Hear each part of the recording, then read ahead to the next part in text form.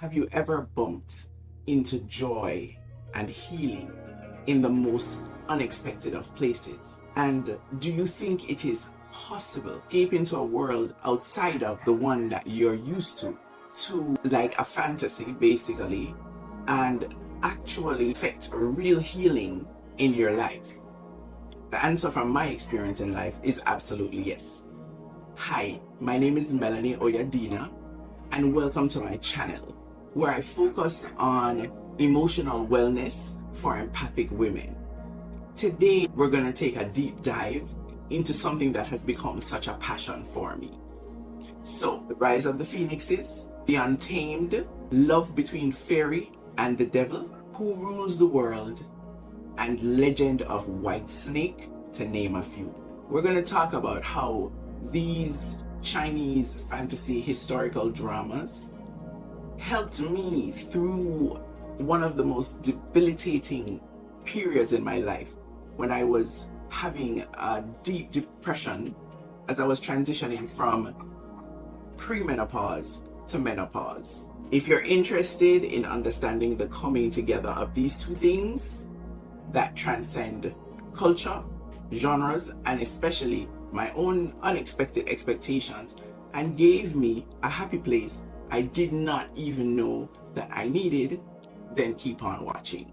Basically, most women will go through a period called premenopause before menopause. When I hit premenopause, I had no clue as to how to deal with it and all the changes that it came with. And I think actually that's common to a large number of women. We think about menopause, we hear about hot flashes and night sweats, but let me tell you, there are over 30 symptoms that can show up in your life when you are heading into menopause. When I began premenopause, which of course I didn't know was happening to me, I had an extreme example of what can happen. I had a complete nervous breakdown, which not just for me, but in my culture as a strong Jamaican woman, we don't have nervous breakdowns. That's for other people who are of a weak constitution, you know? But no, I had a complete nervous breakdown. I had no real idea how to deal with it because I was coming from a life of being a wellness coach, an empowerment coach. I taught relaxation classes, guided meditation. And so when I bumped into this situation of having mental illness in my life, I was 48, I'm now 56. It's never such a smooth transition that you perfectly understand what is happening to you.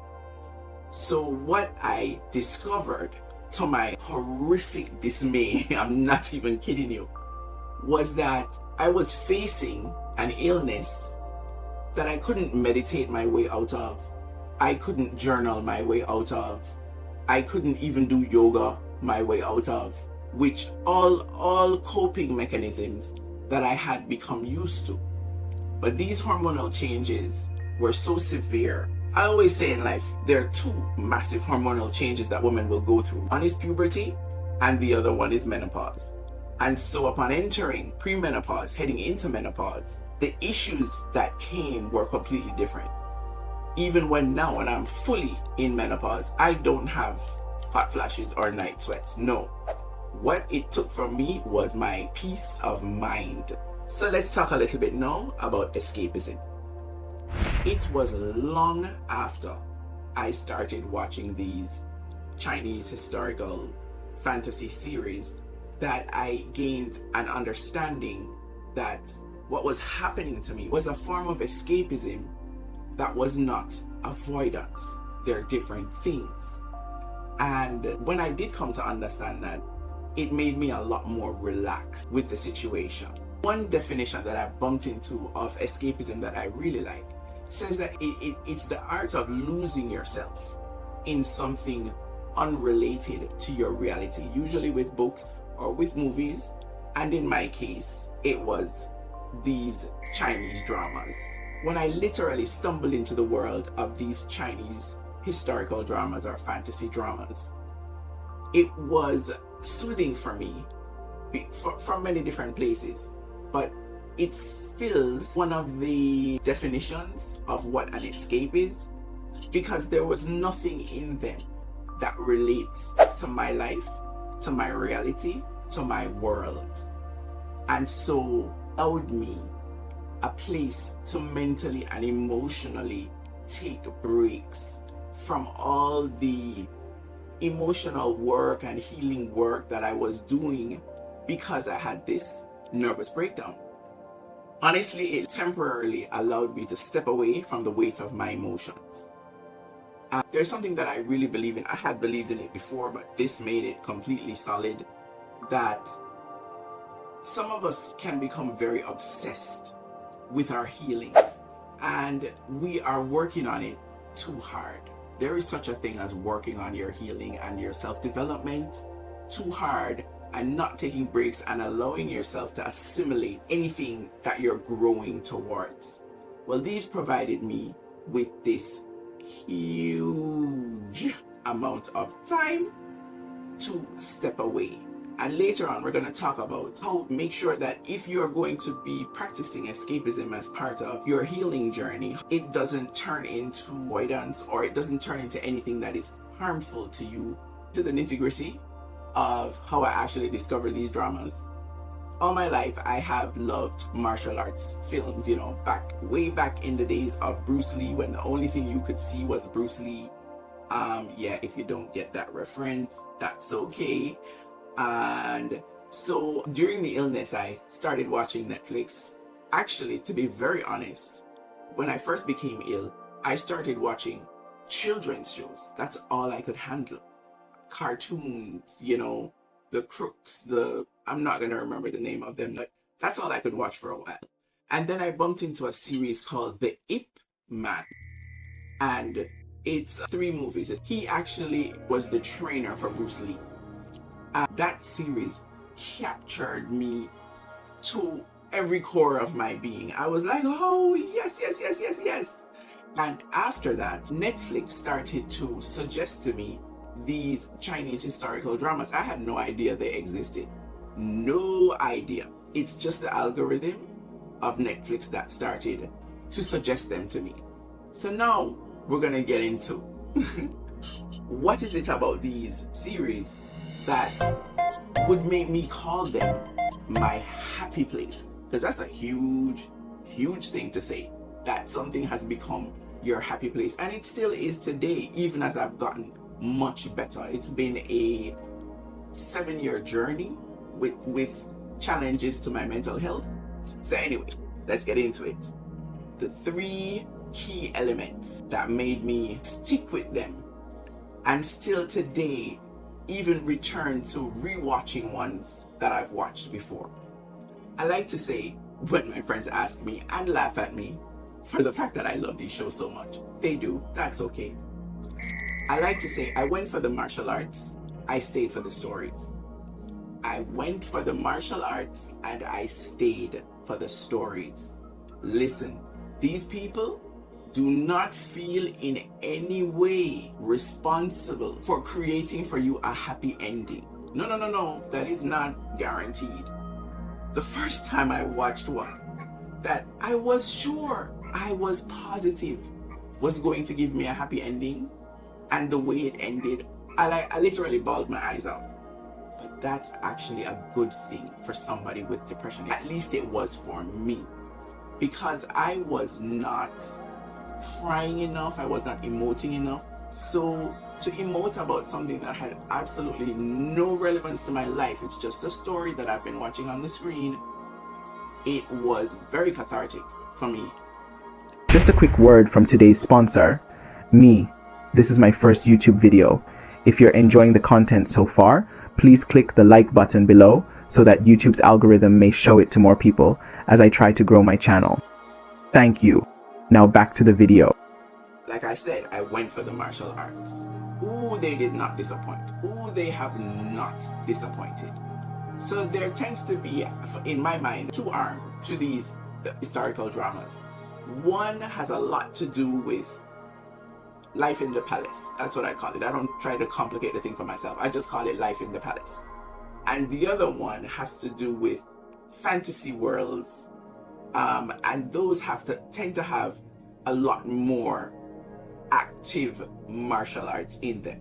So this is like, you remember Crouching Tiger, Hidden Dragon, where, you know, they're walking across, they're flying up to the top of the bamboo trees, and they're walking across and doing all these fabulous things.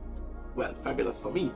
You know, I just have always had a fascination with the concept of that level of control over your body and over your energy, and how you expend your energy. I wish I could like translate it to you, but the fantasy ones really have helped me a lot more. They're more enjoyable to me because I like to see the martial arts. And let me tell you, there was a big plus that I did not imagine. Women and men are quite equal when it comes to martial arts skills. Most of these stories have female characters that are just as strong or strong-willed or skilled as men. And women were able to fly up to the treetops, pull out their sword, pull out their whip, you know, just do what needed to be done at different times. And there's no like, all women were nice. No, there's a lot of terrible women in these shows, just like there's a lot of terrible men. The basis of a lot of the fantasy dramas, of course, it had a lot to do with love stories and so on, but it really had a lot to do with personality traits that are still very much alive today in the world.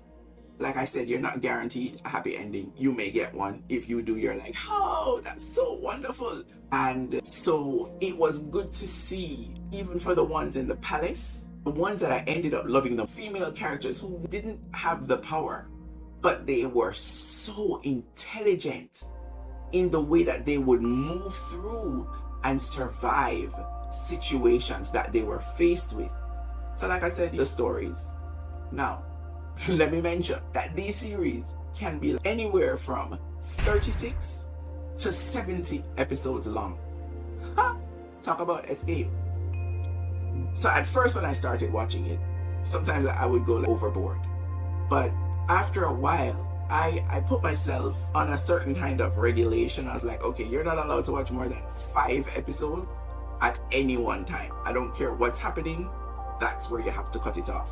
Because at that point, it can go from being escapism to avoidance.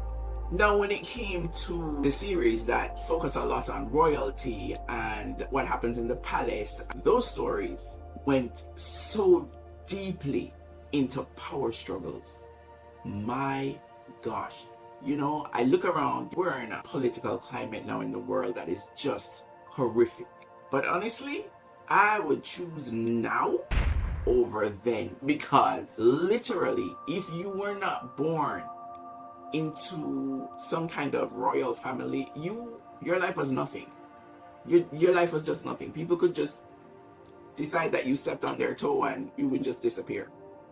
So it really, what did that do for me? I became very realistic. It helped me to be more realistic about how the world is now and understand that human nature is human nature. And however people define power, they will go insane to get it. I've always known it, but I've never seen it the way I've seen it in these dramas. They're just really very, very interesting. Now, how do you actually sit down and watch 50 episodes of something? One of the ways that it actually held me and pulled me in, I believe served best for my depression, was that you have to read. You can't understand what they're saying, so it's subtitles all the way. So I'll tell you right now, if you don't like subtitles, if you don't like stories that take a million different turns before they end up at a conclusion that may not please you, no, these are not for you. This video is about these dramas because I'm going to talk about why I love them so much. But in essence, my point in making this video is not to, I'm no sort of ambassador for people to start watching these. But I'm just saying that yes, if you don't like subtitles, this is not for you. Well, I discovered that I love subtitles. Why? because it was even more engaging. All of my senses, more of my senses were engaged because I had to read subtitles. And then I learned, like the little words that was kind of cute along the way. Soba means let's go. And I don't remember, I wasn't trying. No. The other thing that was a little surprising to me, maybe because of my age and stage, but I did not miss all these lots of, I don't know what YouTube rules are, so I didn't miss all the intimacy and all of that. It took me a while to learn and understand that in their culture, even like holding somebody's hand was a big deal, much less to be showing me anything else. So much so that I've gotten so used now to watching shows that have no explicit sex scenes, I can't say it another way, that it's like, wow. And even without that, or maybe especially without that, you get so caught up in the push and pull that happens in these relationships. I'll tell you some of the things that took me a little while to get used to. It took me a little while to get used to, like, how they do their makeup. I'm a black Jamaican woman. Okay, let's just keep it real. And so when I first started watching it, I was like, why is everybody's skin so porcelain? Why is it's not just like clear, it's, porcelainly white. It was weird for me. And it took me a while to get used to that. And then I was like, well, that's not really why I'm here. So that's the thing with escapism that I actually do want to touch on next, which is that if the thing that you escape into becomes an obsession, you're in trouble. If the thing that you escape into becomes an obsession, you are in trouble. Because as much as I have watched these shows, I have no desire to go to China. It has not left me with any desire to learn Mandarin. It's not a part of my world. That's not the world I live in. I'm not trying to live in somebody else's culture, and I'm not trying to live in somebody else's world. I'm just very grateful that I have this exposure to it, and I do think that they are fantastic storytellers. Sometimes the acting is great, sometimes the acting is not great, but I can't think of, there's literally one show that I have watched where, like, not even halfway through, I was like, forget this is foolishness. This is absolute nonsense. They managed to create a nice balance between really intense things and lightness. There's no one entire episode that's going to keep you in a complete state of tension. They are always going to include scenes that make you laugh one way or another. They always have a character that is just funny, and then they always have characters that are just horribly wicked and evil. But I find the balance in it just delightful. I really find it so delightful. It became my happy place because I enjoy watching it without it being something that makes me obsessed anyway. We're going to talk a little bit about the difference between escapism and avoidance, and why when you are actually having something like depression, you do want to avoid avoidance. So the way I looked at it for me is that while, especially when I was in the most debilitating part of my illness, I never missed my therapy sessions. I continued to try to do things to get better. It didn't take over my life in such a way, and I believe that's what avoidance can lead to if your escape becomes something that becomes an obsession. So that's my warning. On a very practical level, if as soon as you get up in the morning, you have to go and do that thing, that is not good for someone with depression. When my depression was at its worst, I didn't have much of an appetite. So when I would wake up in the morning, if I would simply just go to Netflix and begin watching these shows, I would forget to eat. I would forget to do the things that I need to do, to be a person here in my life. And so that's the thing you always want to look out for. I'm going to use my mother here as an example. My mother loves to watch The Bachelor. She just adores it. That's her little pleasure that she never thought she would like, but she loves it.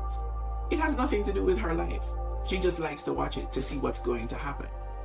However, if you are someone who watches something like The Bachelor and you begin to compare your body, your life to any of the people, women or men, on that show, then that is not a safe form of escape for you. Anything that makes you begin to compare yourself and potentially put yourself down is not a good form of escape. That now has become a way for you to beat upon yourself. Recharging is very important for us as empaths. Maybe your kids, your husband, your whatever your responsibilities. A good time to do it is as a part of your wind down in the evening. Not all the way till when you go to bed, but just as a way to bring down the day. And the reason I say this is because sometimes we're always using our wind down time to continually work on ourselves. We're always journaling, or we're meditating, or we're doing some kind of self-help thing. Sometimes it's good to just take a break and just have something that you do that you feel no guilt about. It's just fun. If you like to watch, what is that show? Housewives of whatever, you know, if that is a part of how you unwind, don't make yourself feel guilty for doing that. It's just a part of how you are having compassion for yourself. I would love it if in the comment section down below, you would share with me something, or even for other people, what kind of weird thing is it that you do as part of your relaxation? Because let me tell you, I've done all of the embarrassing work for you here. I am a 56-year-old Jamaican woman who has come onto YouTube to say, I love Chinese historical and fantasy martial arts stories. Yeah, no. It can't get any more embarrassing than that. I have taken the hit for us all.